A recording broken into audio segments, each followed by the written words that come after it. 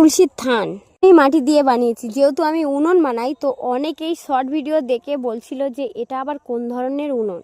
আসলে এটা তো তারা বলবে যারা কখনো এই থান ব্যবহার করেনি। অবশ্য আমাদের ধর্মে যারা যারা বাস করে তারাই জানবে এটা কি, তবে এর বাইরে যারা যারা তারা বুঝতে পারবে না কখনো যে এটা কি, তাই তাদের পক্ষে জানাটা সম্ভব নয়। তারা মনে করছে এটা উনুন, তবে তোমরা ভালো করে দেখলেই বুঝতে পারবে এটা কখনোই উনুন নয়। আর এই ধরনের কমেন্ট না করাই ভালো, তবে একটা জিনিস প্রথম থেকে লাস্ট পর্যন্ত দেখে তবেই কিন্তু কমেন্ট করা উচিত।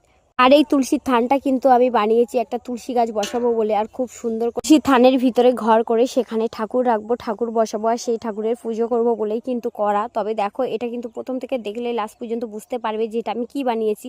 তবে ফার্দার এইরকম কমেন্ট আর করো না প্লিজ, দেখে তারপরে কমেন্ট করো। আর এটা আমি একটা থান বানিয়েছি, আর এটা তুলসীর থান। আর এবার অন্তত সবাই বুঝতে পারবে যে আমি এটা কি বানিয়েছি পুরোপুরি দেখে তারপরেই কিন্তু কমেন্ট করো। তার আগে এরকম কমেন্ট কেউ করো না। তো চলো সবাই ভালো থেকো, সুস্থ থেকো, টাটা।